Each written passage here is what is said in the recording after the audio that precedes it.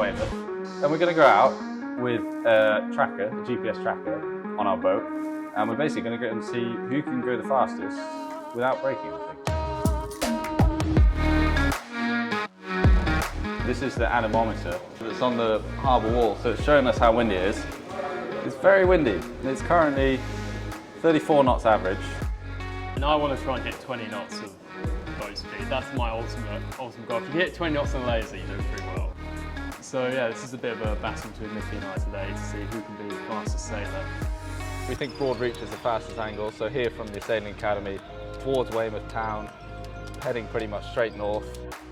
So the math here is we think that flatter water is going to be faster, but obviously the flatter the water, the closer to the land we are, and the closer to the land we are, the more likely we are to run aground. Try and get some good speeds down, and see what happens really. Attempt number 1! Pretty windy out here.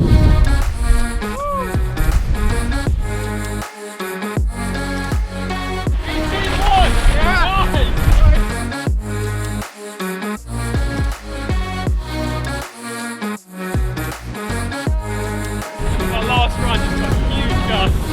It's 18.9 knots, beating Micky's 18 knots.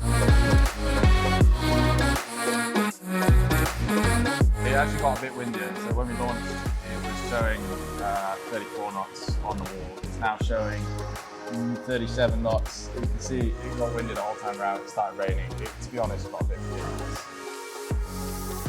So 18.1 was Micky's top speed and what I had to beat, and then on the final run on that starboard reach, just near the bottom here, managed to get 18.9 in a humongous gust.